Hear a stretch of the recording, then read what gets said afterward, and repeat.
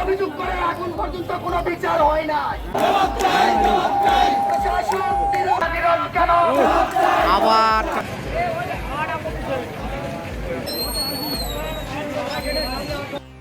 বাংলাদেশের জয়পুরহাটে 2 আসনের খেতলাল উপজেলা হাটখোলা বাজারে নির্বাচনী প্রচারণার সময় নৌকো মার্কা প্রার্থী আওয়ামী লীগের সাংগঠনিক সম্পাদক ও হুইপ আবু সাইদ আল মাহমুদ স্বপনের সমর্থক ও কাঁচি মার্কা স্বতন্ত্র প্রার্থী জেলা আওয়ামী লীগের যুগ্ম সাধারণ সম্পাদক গোলাম মোহাম্মদ চৌধুরী আফসার ও তার কর্মী সমর্থকদের মধ্যে বচসা ও হাতাহাতি এক পর্যায়ে সংঘর্ষের ঘটনায় পরিণত হয়।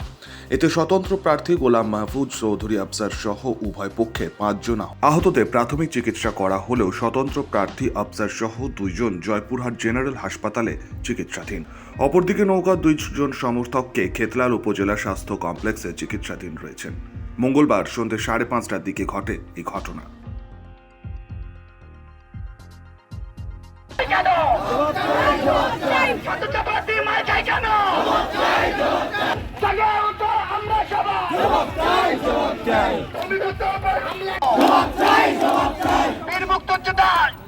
জনগণের উপস্থিতিতে আমাকে রাস্তায় ফেলে কংক্রিট রাস্তায় ফেলে লাঠি গুলি ঘুষি মেরেছে এবং আমার শরীরে থাকা পাঞ্জাবি ছেড়েছে এবং আমার মুজিব কোট তারা একদম সিলে রেখেছে, যা সবাই উপলক্ষ করেছে এবং এখন আমি বুকে ব্যথা অনুভব করছি।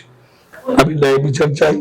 এই সমস্ত সন্ত্রাসীদের অনতিবিলম্বে গ্রেপ্তার করে নির্বাচনের সুষ্ঠু পরিবেশ ফিরে দিবে নির্বাচন কমিশন এবং সরকার, সেটা আমি সেটা জানতে চাই।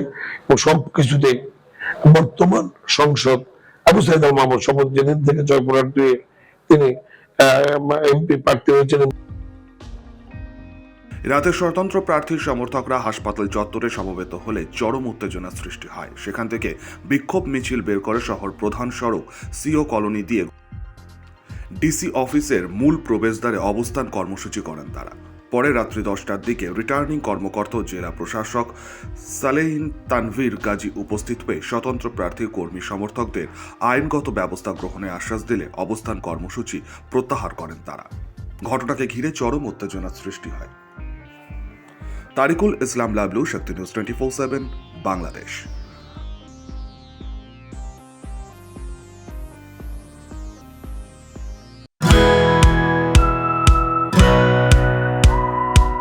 খাই খাই করো কেন এসো বসো আহারে, খাওয়ার আজব খাওয়া ভোজ কয় যাহারে।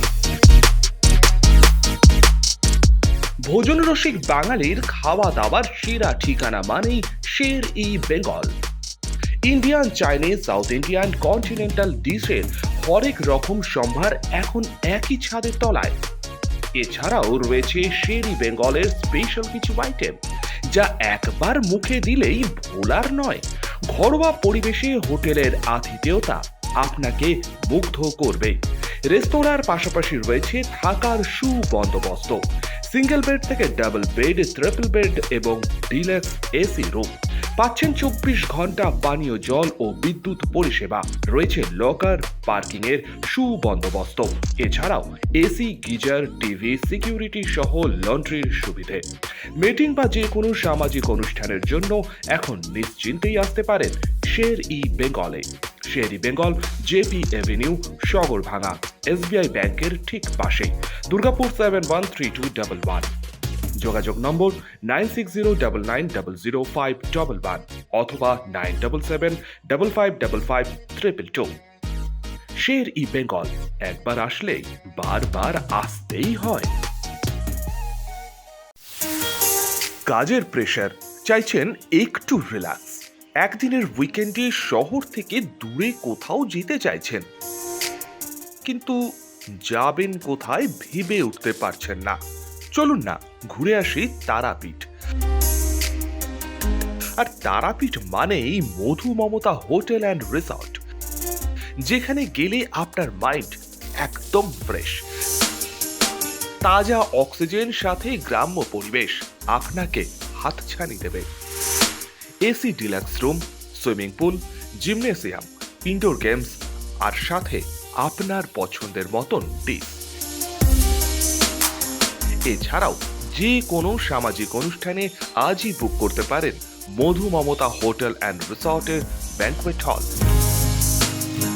রাত জাগা তারাদের সাথে, পরিবার বা বন্ধু বান্ধবের সাথে আপনিও সময় কাটাতে পারেন হোটেলের লনে।